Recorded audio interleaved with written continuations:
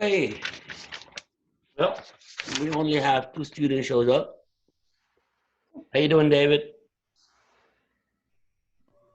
I'm doing good, Mr. How are you? I'm doing fine. Before I start today, can you see the board? Yes, sir. All right. And another question is, do you have any questions for me today? Yes, I have a question. I'm sorry? I have a question. Go ahead. I was working on the assignments for chapter 12, and on one of the questions, I put the answer, and they told me that it was wrong. One of the question on the test, On the assignments? on the assignment, you put the answer and it says it was wrong. Yes. Can you tell me which assignment was that? That's section 12.1. 12.1? Yes. Okay, I'll go ahead and take a look at that and see what's going on with that. Did you do the test already? I haven't done it, sir. Okay, so let's go ahead and take a look at some tests, some review today. Would that be okay? Yes, sir. All right. Any particular questions you want to know on the review? So you want me to do any particular question for you or just do my review? The review? Okay, so let's take a look at a little bit on how we can do some review. I'm going to pick some formulas and I'm going to go ahead and talk a little bit on what's going to be on the test really that you should expect for test number 3. Okay? All right. On the first, I'm going to say the first question, we're given a function. Say this is a function f of x.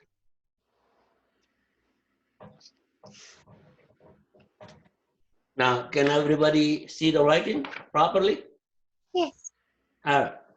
So f of x equal 4/3 x cubed minus 1/2 x squared minus 14x plus 7. And we're given a particular interval from 0 to 3. Okay?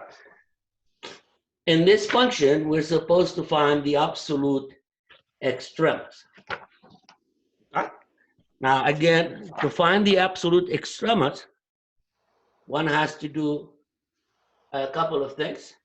First, we need to figure out the derivative of the function. Then we need to figure out the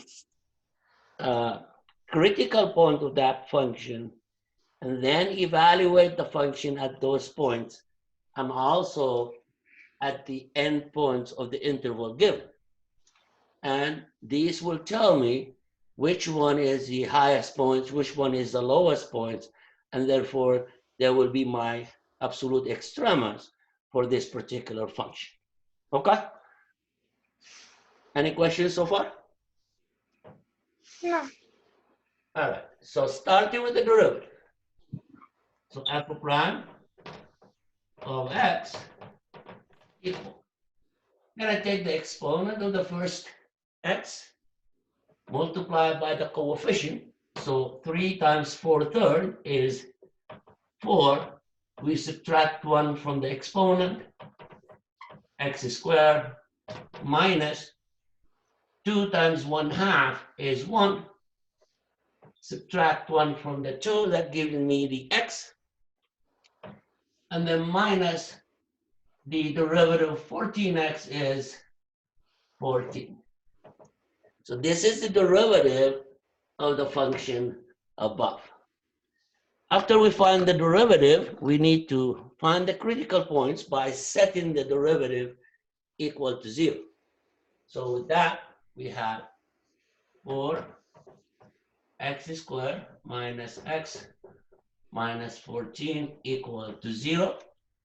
And after that, we need to factor this or use a quadratic formula or whatever way you want to go ahead and solve this quadratic equation. Let's see if we can go ahead and factor this. First, we'll multiply 4 times 14. So that's going to be 56. And then we look for two numbers. We multiply, we get 56, and we add, we get a negative 1.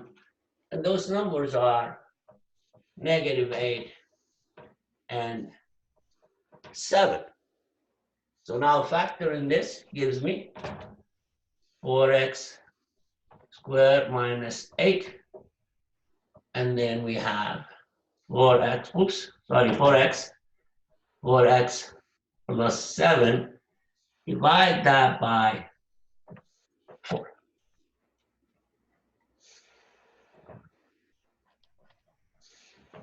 And this is also equal to 0. Of course, we can factor 4 out from here and cancel it with that one.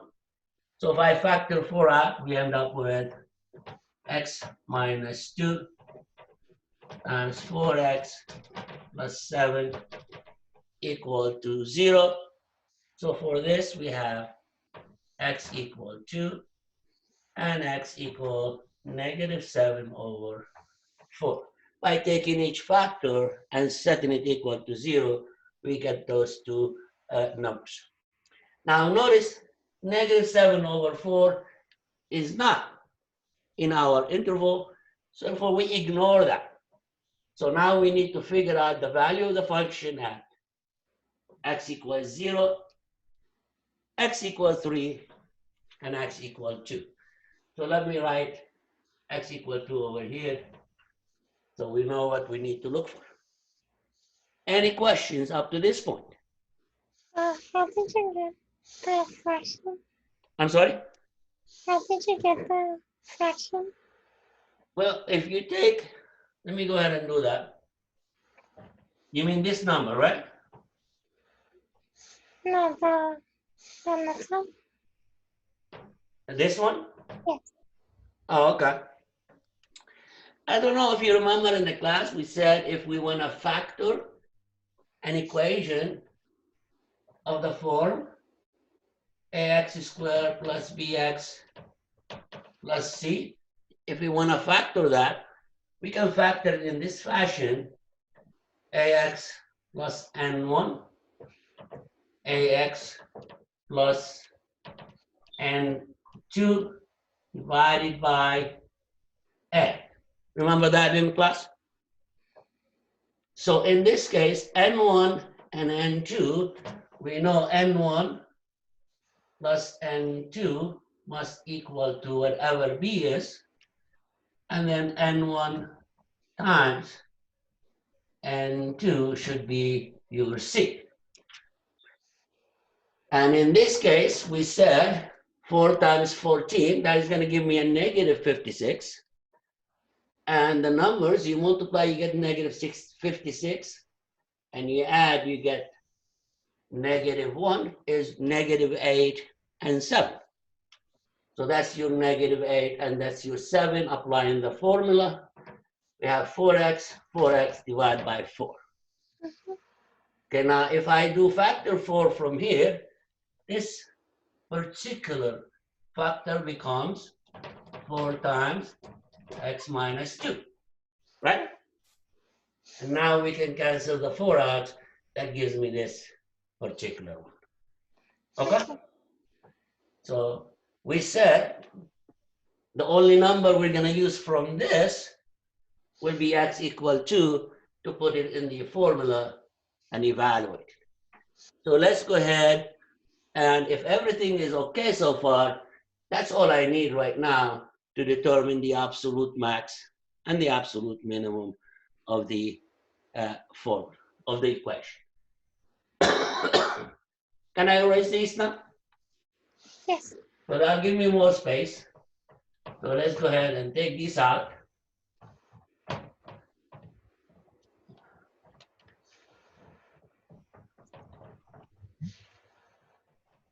And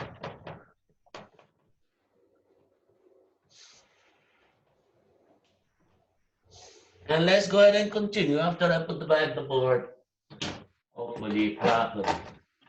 Here we go. All right, now we're gonna figure out the value of the function at 0. So f of 0 equal, let me get another marker here.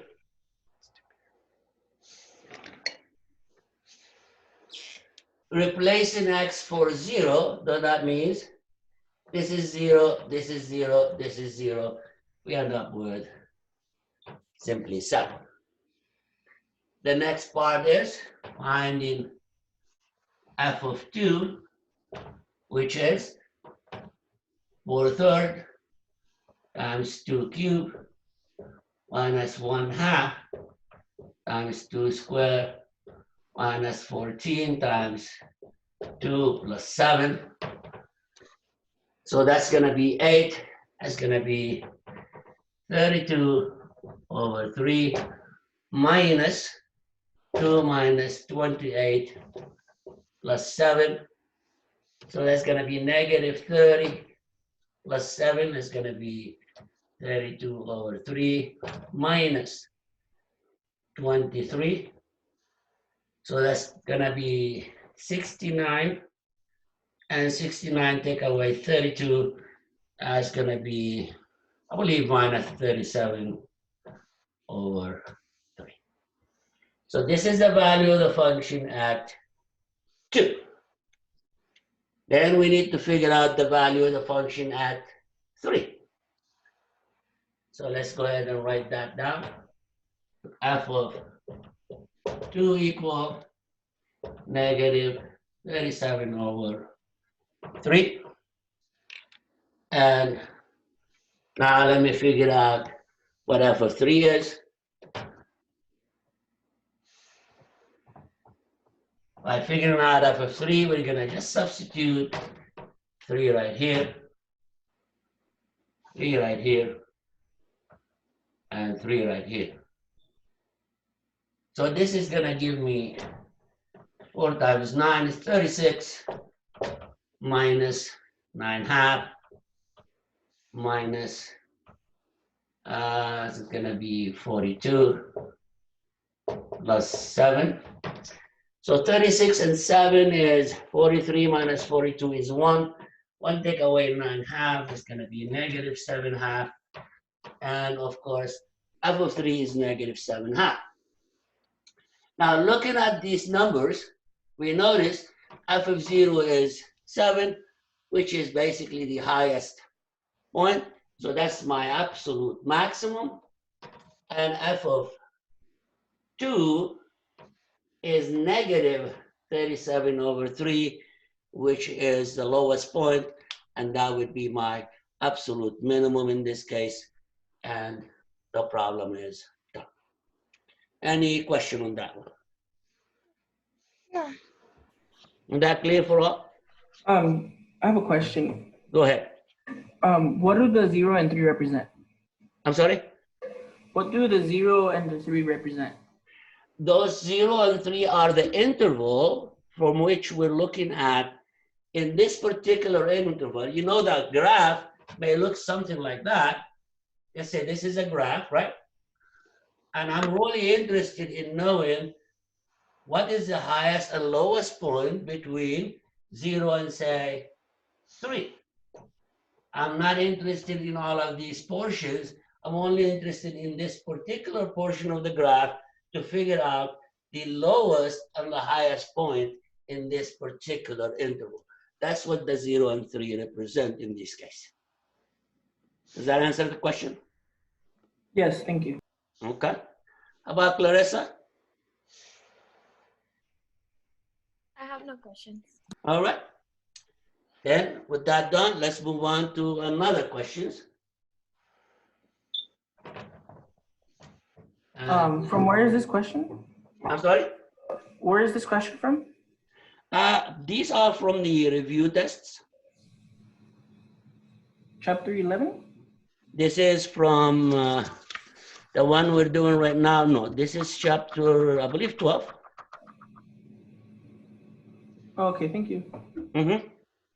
This is for test number 3, the third test that's on my MATLAB. Okay?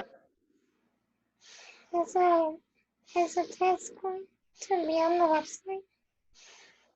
The test is already on my MATLAB. Okay. Okay, so you should take it by, I believe I said it on the 17th. Just check it out on my MATLAB, and you should have those information.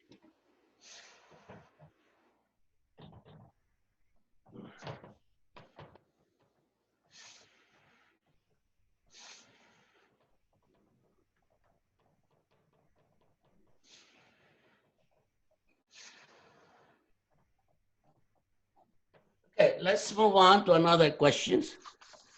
Another questions, you're given, say, a particular graph.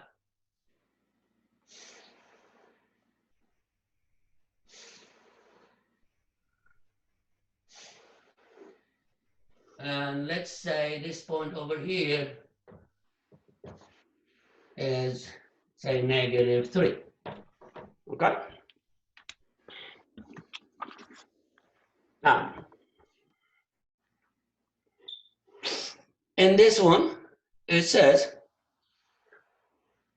what is the interval for which the function itself is increasing, and what is the interval for which the function is decreasing? When we look at a graph and we look at and we go from left to right, if the graph continues up, that means the function is basically increasing. And if the graph goes down, that means the function is decreasing. So as I come from -infinity to +infinity, notice as I continue going this way, the function is going up and up and up and up until it reaches that point. It reaches that point when x equals -3. So in this case, we say function is increasing from -infinity to -3. Okay? What happened after -3? The function starts going down. It is going down continuously, so therefore it is decreasing. That means the value of the function at any point is smaller than the one before. So therefore, we say it is decreasing from -3 to infinity because it continues to infinity. Now, if there is another point where it goes up again, so we stop it at that point, and then we say it will be increasing after that. Okay? That was an easy question, right? Yes. Now, determine the local maximum. Well, basically, a local maximum is a point on a hill, and a local minimum is a point on a valley. I believe we covered that in the class that day. So in this case, if you notice, this point over here is higher than all the points are surrounding it, correct? So we call that a local max. And you can see the graph does not have a value. In other words, it doesn't go down and then go up again. So therefore, it doesn't have any local minimum whatsoever. This point is special also because based on the given graph, you can see that this is really the highest point on the graph, no matter which way you go. So therefore, we call this point also an absolute max. Okay? Yes. Any question on this? On this question? No, sir. Okay, so that's an easy one. Let's go ahead and move on to another questions.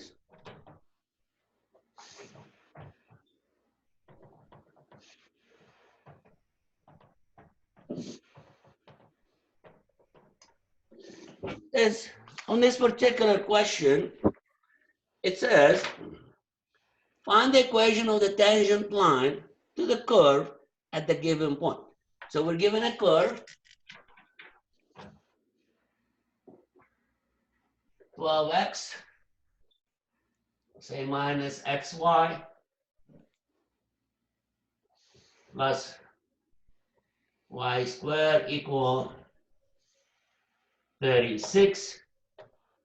And then we want the tangent. We need to find the equation of the tangent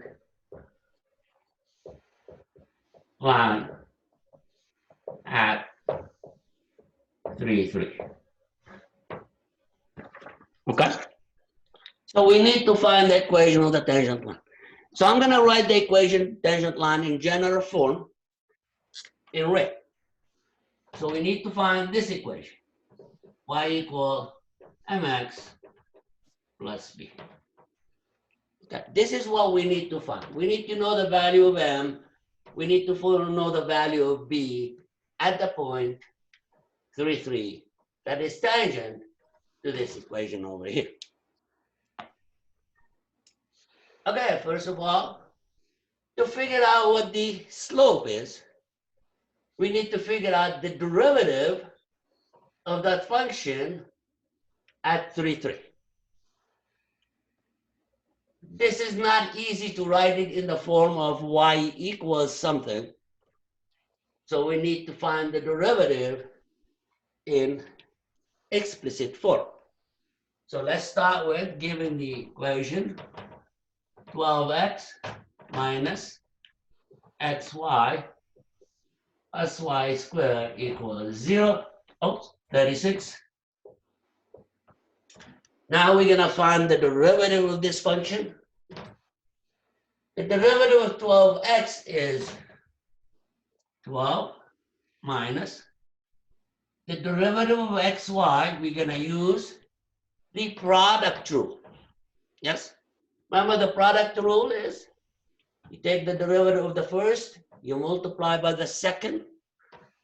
The derivative of x is 1 times the second is y plus the derivative of y is y prime times x.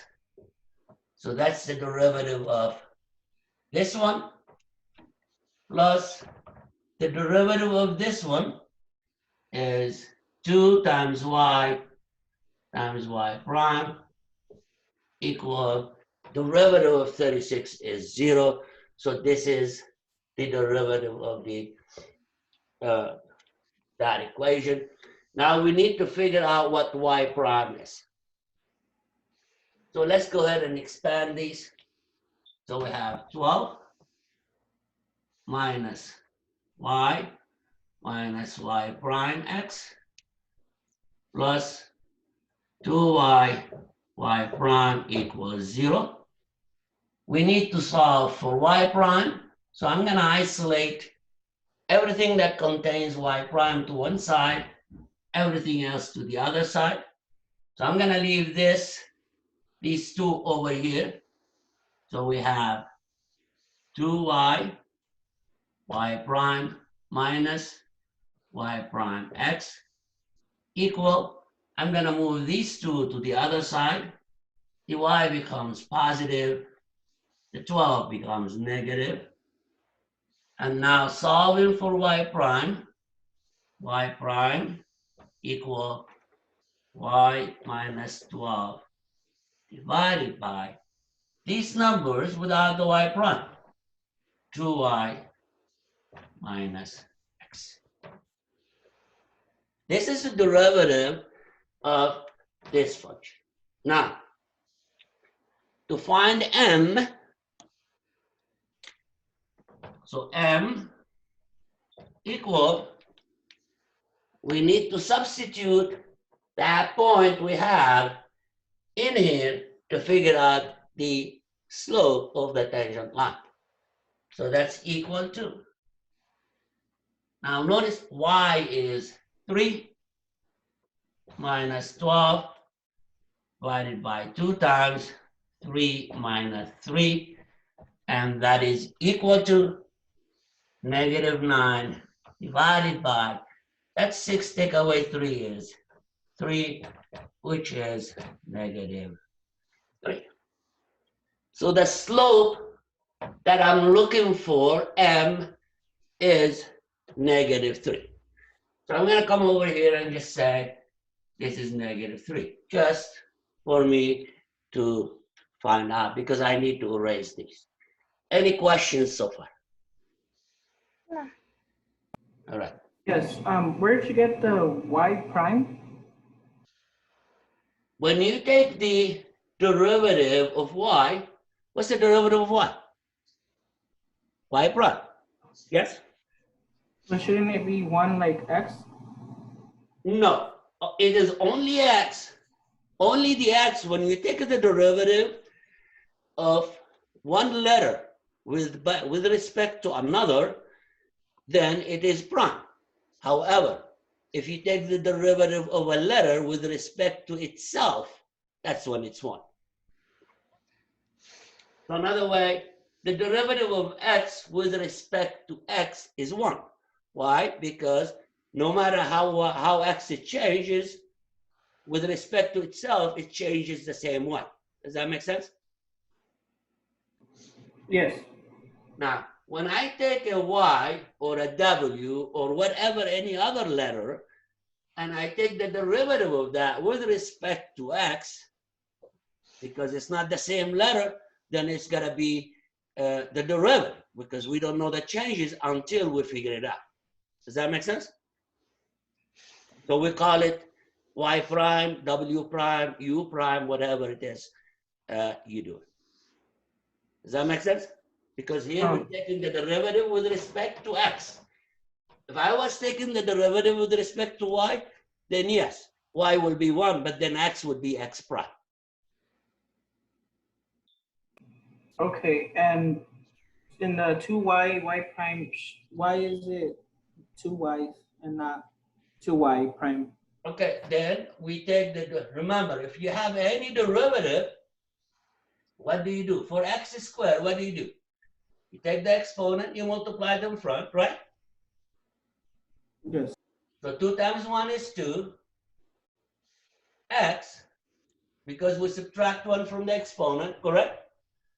And here we multiply by x prime. But then I said, x prime with respect to x is simply 1. So we take that away. But in terms of y, when we have y squared, it is going to be 2 times 1, which is 2, times y, right? Times what? The derivative of y, which is y prime. This is using the,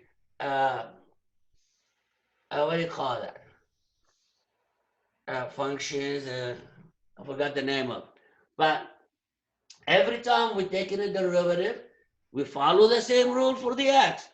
But if the letter is not x and we're doing with respect to x, we use y prime. This is a chain rule, basically. Okay? Yes, thank you. All right. So now we know the slope is -3. So can I erase these now? Yes. Esperanza, you said something? No, I say yes. Okay.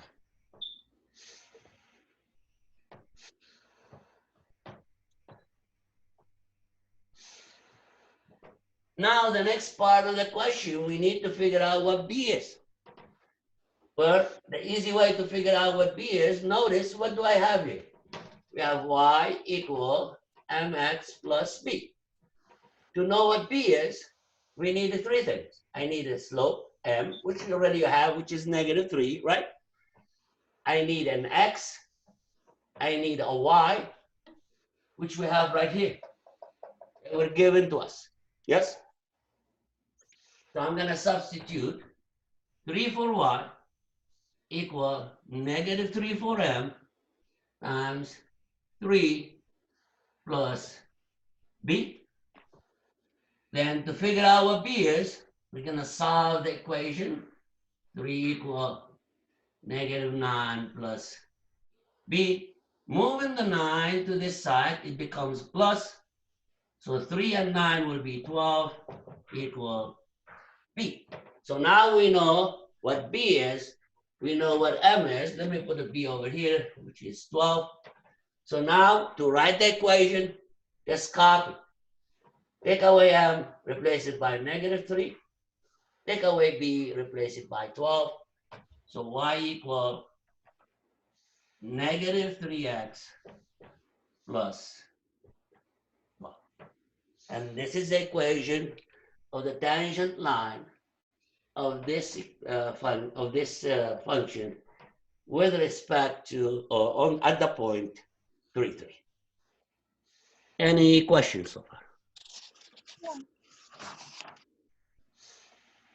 Yes?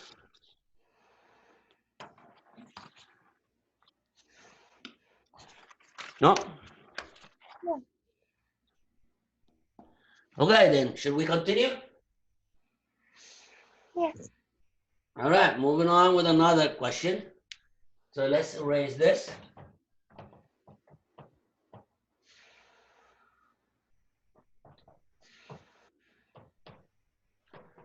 And then, for the next question, we're given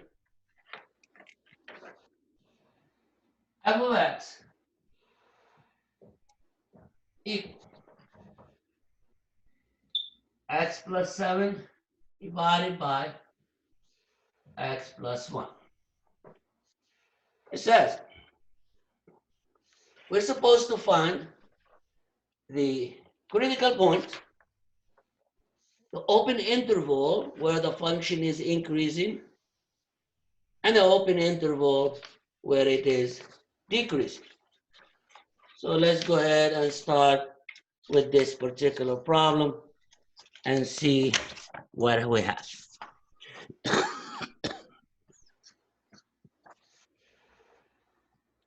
Okay, first, to see if we have any critical point, we're going to need to take the derivative of this function and set that derivative equal to 0 one time and undefined another time, and see if I have any points for the critical points. Yes? Okay, so starting with this, f prime of x equal. We gotta take the derivative. Now, here's a rule. U over v, derivative of that, that's u prime v minus v prime u divided by v squared. Okay, starting with this, we have the derivative of the top is 1. So that's going to be times the bottom, which is x plus 1 minus the derivative of the bottom, which is 1 times x plus 7 divided by x plus 1. So that's the derivative. Let's just go ahead and simplify this a little bit. So equal to x plus 1 minus x minus 7 divided by x plus 1 squared. So that's equal -6 divided by x plus 1 squared. So that's the derivative. The derivative is -6 over x plus 1 squared. Now, to figure out the critical points, we need to check for two things. First thing is we need to know when the derivative is equal to 0. Now, in this case, the derivative is equal to 0 when the top number is equal to 0. But the top number is -6. It's never going to be 0, correct? So we're going to continue with the second rule. So let's see, f prime of x never equal to 0. So I don't have a critical points from that. The second rule is when the derivative is undefined. So f prime of x undefined means the denominator is 0. Means x plus 1 squared equals 0 means x equal -1. Now, well, if the derivative is undefined and the function is defined, that would be a critical point. But in this case, we have the derivative is undefined at -1, but also the function is undefined at -1. So that couldn't be a critical point because it's both. The derivative and the function are undefined at these points. So we don't have any critical points for this particular problem. The second question says we need to figure out where the function is increasing and where it is decreasing. If you remember, let's take the function. The function goes for the x value from -infinity to +infinity, and it doesn't have a value at -1 because it's undefined. So the derivative of the function is undefined right here. So let's see what happened before. However, take a look at the derivative. The top number is always negative. The bottom number, since it's a square, it's always positive, right? So therefore, the derivative is always going to be negative. So that means for any number I choose for x, it's going to be negative here, negative here. So that means the function itself, since the derivative is negative, it's going down. And also here, it's going down. So what do I have?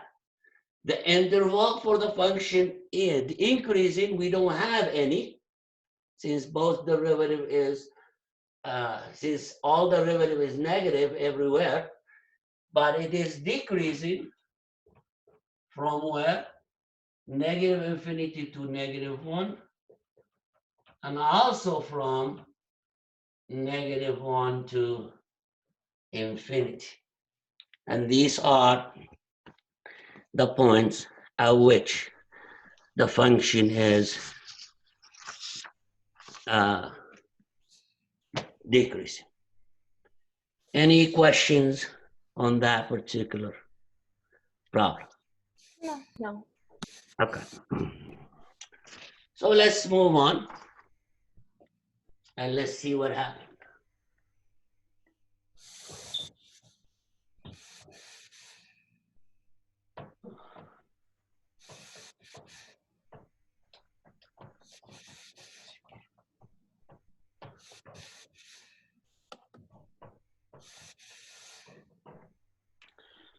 Okay, a question.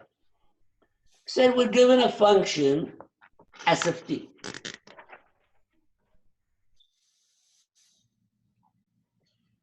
Which is equal to 2t squared plus 5t plus 3. This function is a distance function. So it tells me the distance of any particles at a time t. Okay? And it says find the velocity and acceleration function. Then, so first we need to find the velocity function. Velocity function equal the derivative of the function itself. Another way, what is the velocity function? The velocity function is the rate of change of distance with respect to time. And the rate of change of distance with respect to time is nothing more than the derivative of the distance. The distance s of t is this. So we're going to go ahead and take the derivative of that with respect to time and figure out what the velocity is. So s prime of t is 2 times 2 is 4. Take away 1 from the exponent, that's t plus 5. So this is called the velocity function. So now I can tell the velocity of any particle at any time. So this is your velocity function. The second question says, find the acceleration of that function. What is the acceleration represent? Well, the acceleration represent the rate of change of the velocity with respect to time. So acceleration, let's call it A of t is equal to rate of change of v with respect to time, which is nothing than v prime of t. So to figure out the acceleration, we need to take out the velocity. We should check the velocity and take its derivative for that. So now figuring out what the acceleration is, so that's going to give me the derivative of that function is simply 4. So this particular particle has a constant acceleration. Okay. Then it says, find the velocity and acceleration for t equals 0 and t equals 4. If the time is measured in second and the distance in centimeter. So really, for t equals 0, the velocity of 0 is, replace 0 for t, 4 times 0 plus 5 equal 5. So the velocity is 5 centimeter per second, because that's what they told us about this time equals second. And then the acceleration at time equals 0 is 4. Remember, we said the acceleration is constant for any time. Yes, because it's 4. It has nothing to do with time. Now for t equal 4, then the velocity at 4 equal the same formula, 4 times 4 plus 5, which is equal to 21. Again, the velocity of the particle for second from its start would be 21 centimeter per second.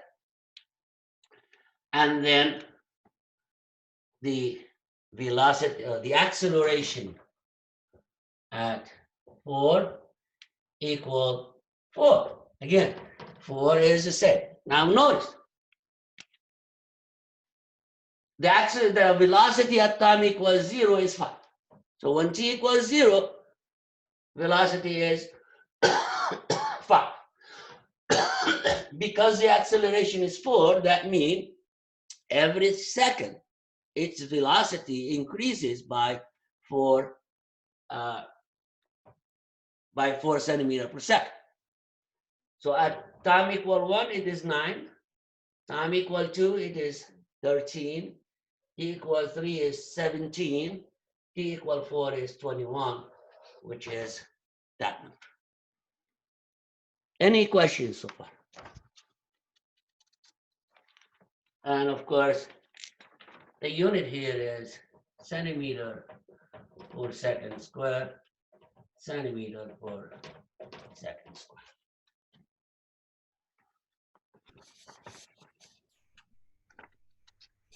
Any questions? No. Okay. Then let's move on and see what we can do with the next problem.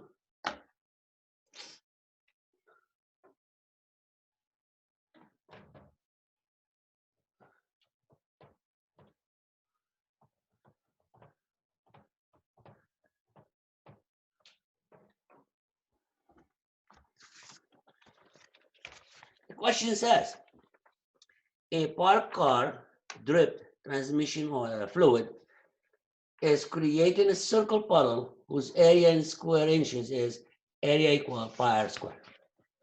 So we have the area pi r squared. Now notice, if you have a car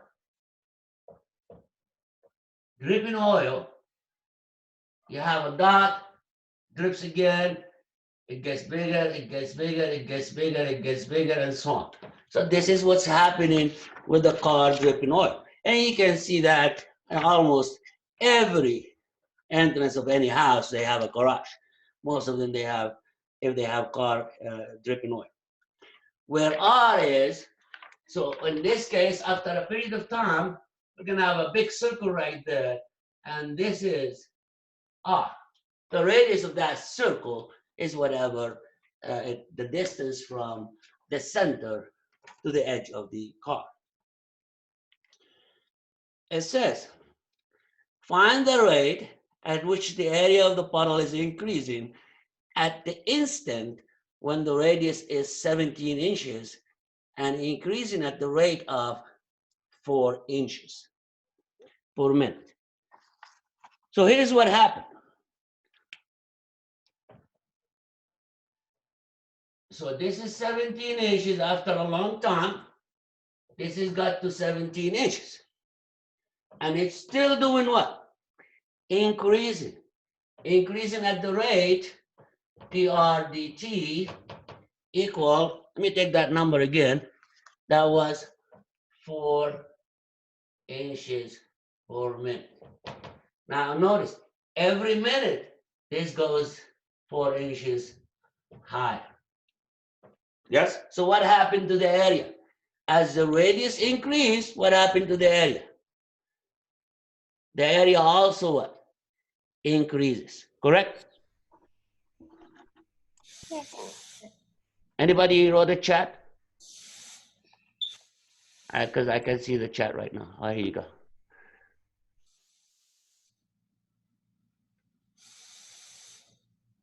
I'll try to send the recording. I never used that before. This is my first time, so I'll go ahead and do that and see what I can do. Okay? So now let's go ahead and figure out what's going on. Well,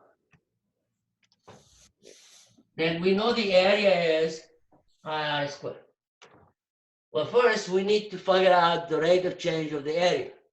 So that means dA over dt. This is the same thing as A prime, which is equal to, if I take the derivative, that's going to be 2 pi r. Remember, we said if I'm taking a derivative of one letter with respect to another, so this is going to be the derivative of the radius with respect to time. So now this is equal to, notice, we do have the 2 is a number, pi is a number, times r is given as 17, and dr dt is given as 4. So that's going to be equal to 2 times 17 times 4. So 2 times 4 is 8. 8 times 17 is 56, 140, 136.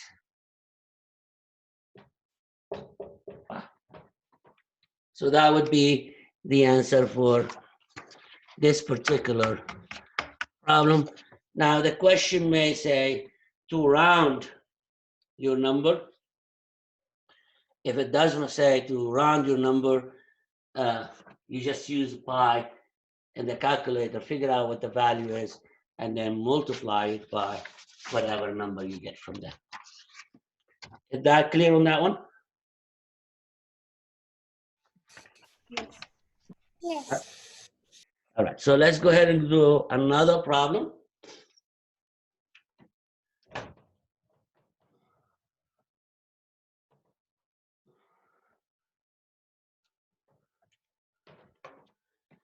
Okay, in this particular problem, we're given a function f of x equal 2x cubed minus 3x squared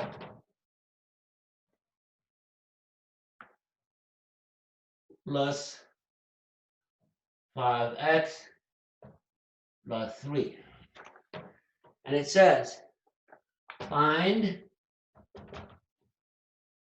f double prime of x and then f double prime of 0 and then f double prime of 5.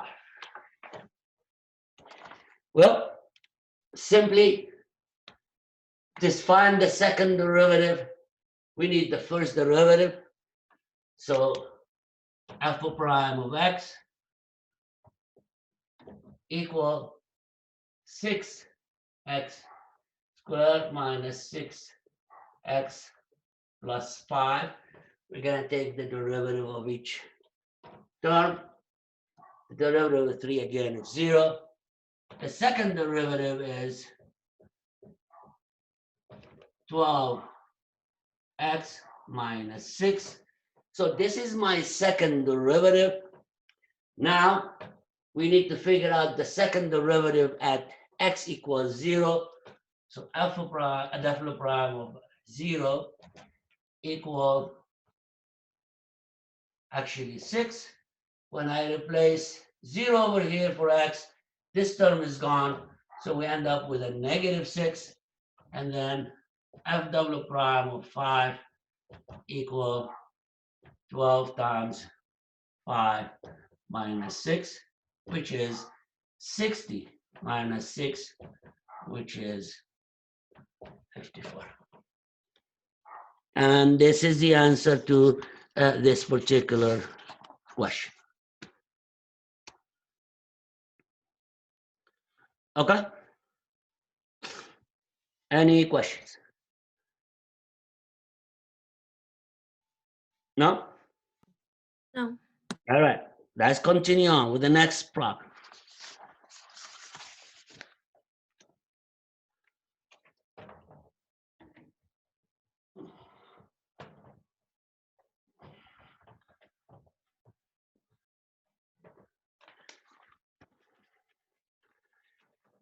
In the next problem says,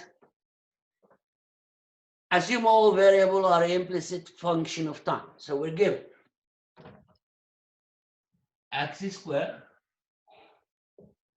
plus 2y squared plus 2y equal 21, given dx with respect to dt, simply said x prime of t equal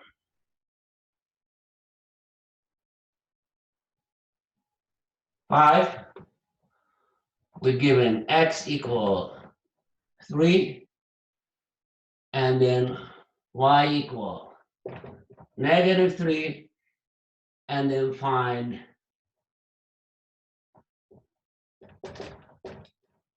dy over dt or y prime. So that's what we're given. We're given a function in terms of x and y. X is a function of t. Y is a function of t. We're given the derivative of x with respect to t. It will be 5 when x equal to 3. And we need to find the derivative of y with respect to t when y equal negative 3. How do we do that? Well, this is simple than it looks. First, we're going to go ahead and figure out what is the derivative of this equation with respect to t. Let's go ahead and do that. Taking the derivative of that is going to be 2x times. Now notice, since I'm doing the derivative with respect to t, I have to use the derivative of x. So that's going to be dx over dt. Or if you want to say x prime. This one plus the derivative of this is 2 times 2 is 4 y dy over dt, or you can simply say y prime. Yes? Plus the derivative of this is 2 times the derivative of y, which is dy over dt. All of these equal to derivative of 21 is 0. So now we have this equation. Out of this equation, we need to figure out dy dt. So here's what I'm going to do. First, I'm going to just substitute the numbers I have. Let's see. Here we have 2 times. X is 3. Dx dt is 5 plus 4 times negative 3 times dy dt plus 2 times dy over dt equal 0. Let's simplify this a little bit more. So what do I have? The 6 times 5 is 30 minus 12 dy dt plus 2 dy dt equals 0. Now notice both of these are the same, so we can add them. So we have 30, negative 12 plus 2 is minus 10 dy dt equals 0. If I'm solving for dy dt, I'm going to take the 30 to the other side. Minus 10 dy dt equal negative 30. Then dy dt equal negative 30 over negative 10. And that's going to give me 3. So this is the value for the function here. Any question on that one? No questions? No. Should we continue on? Got 2 more problems, and then we'll be almost done. Okay. So this is finding that. Let's go ahead to another problem. Let's erase this.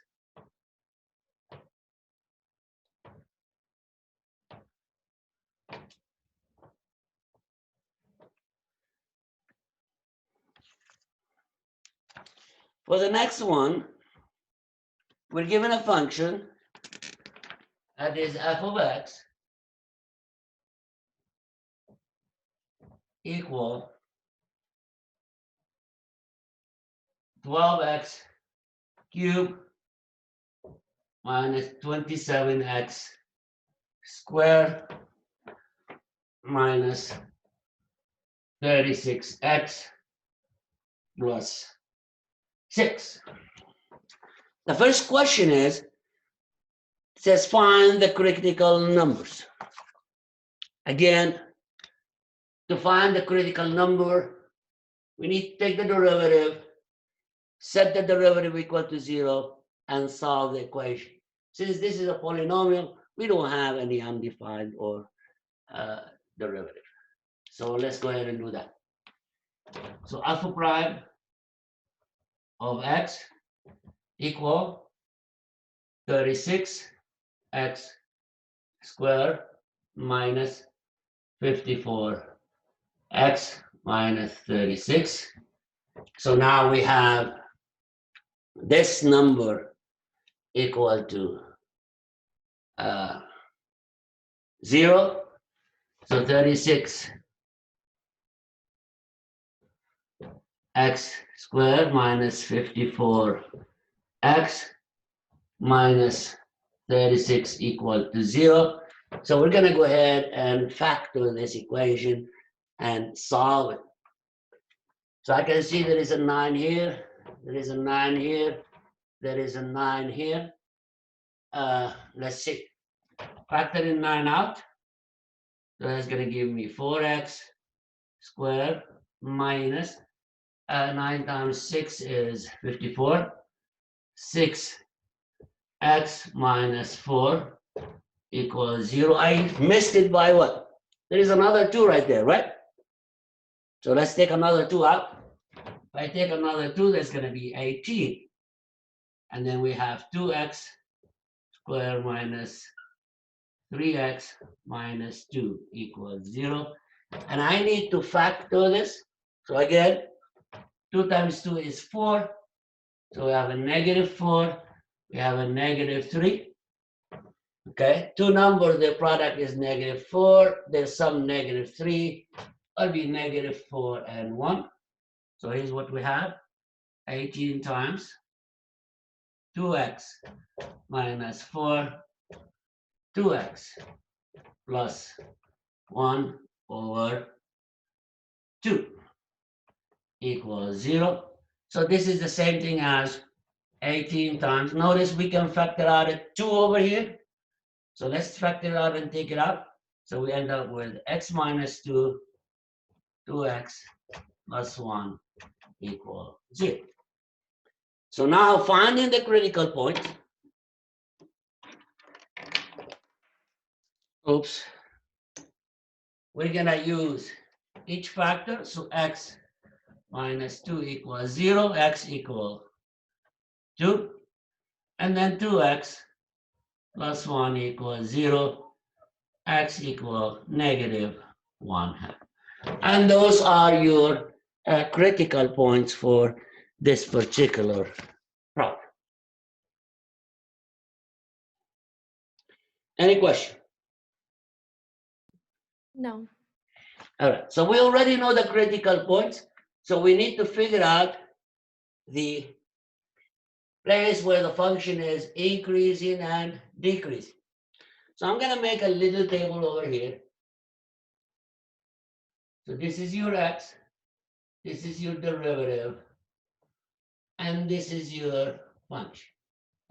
X goes from negative infinity to infinity, and it's going to go by these 2 points, negative 1/2 and 2. So far, so good. To determine the function increasing or decreasing, we need to know the sign of the derivative. So we know over here the derivative is 0, and over here is 0. So let's figure out what's going on in this interval. So we need to take a number between negative infinity to negative 1/2. I'm going to choose negative 1.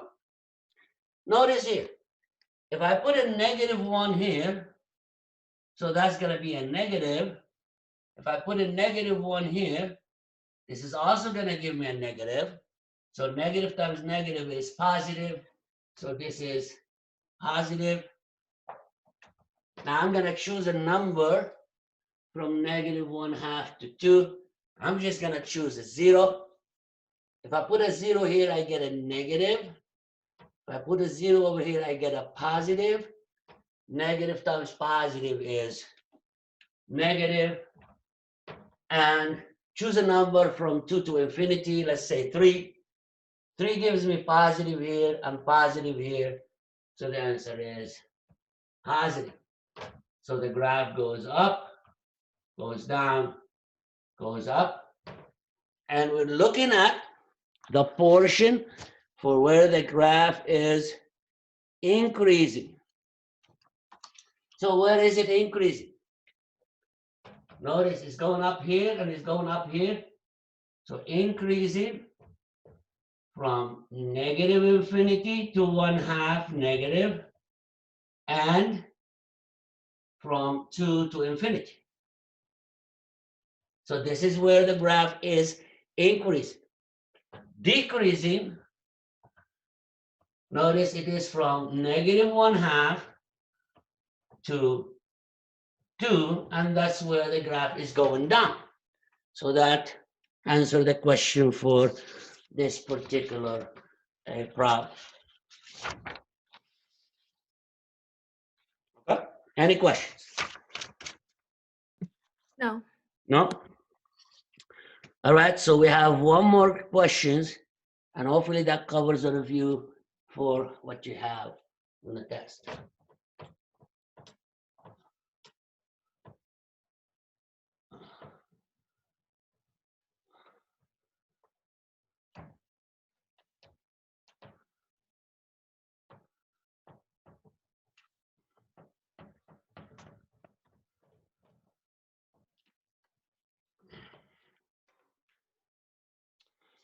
Says we have the following. It says find the location of an absolute extrema of the function on the given interval. So this is basically similar to the one we did at the beginning, but let's go ahead and do it anyway. So we have 2x cubed minus 9x squared minus 24x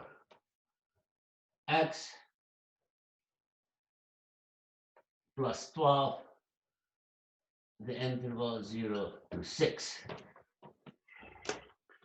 So we're looking for absolute extremas. Absolute extremas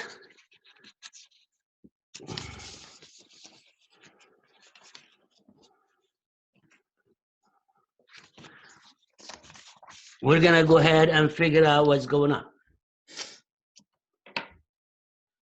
Okay, again, to figure out the absolute extremas, we're going to go ahead and figure out what's going on in this interval only. Okay?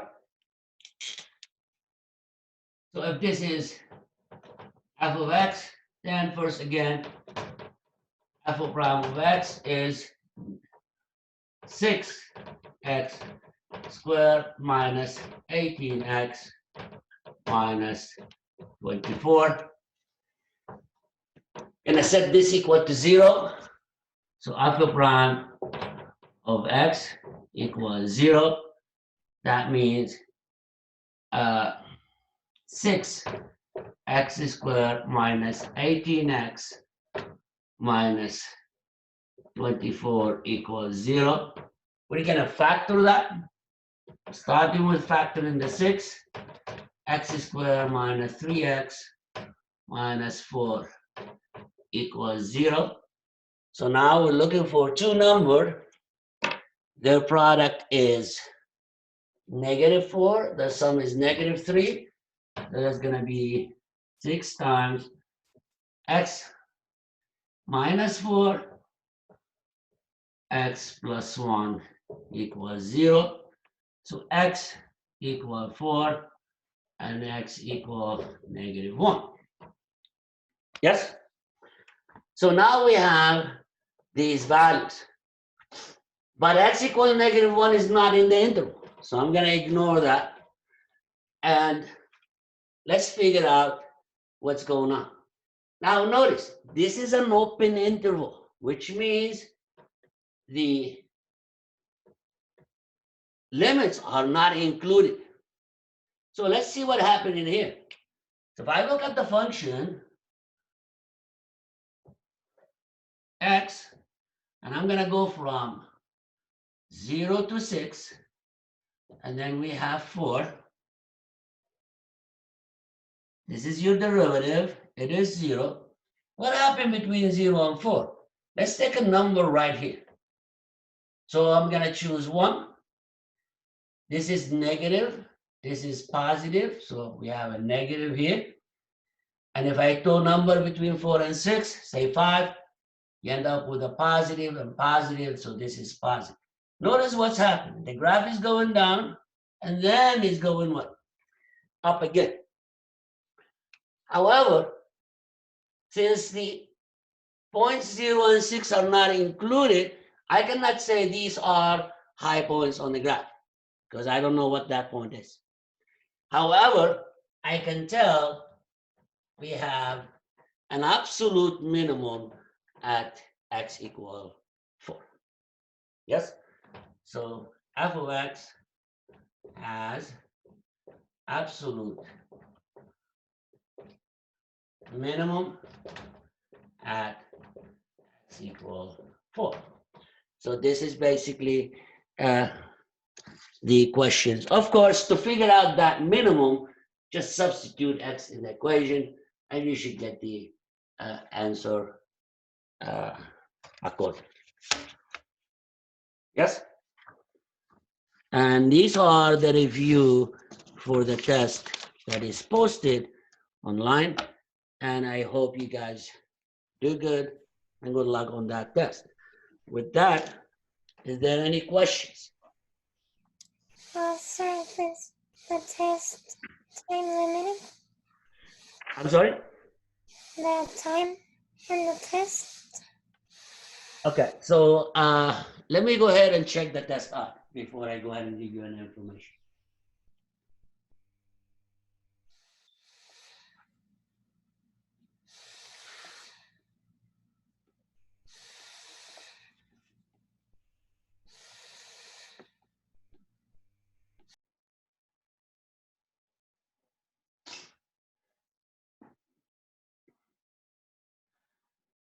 Okay, I didn't give any specific time for anybody extra.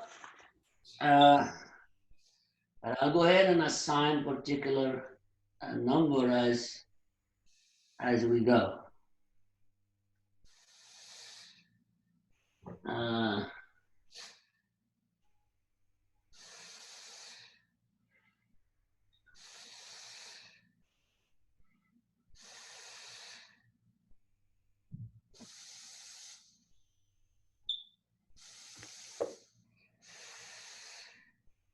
Okay, the test is due on the 17th. That's one thing. And you have the regular number of hours that the class is done for. Let me see how many. I think I put it.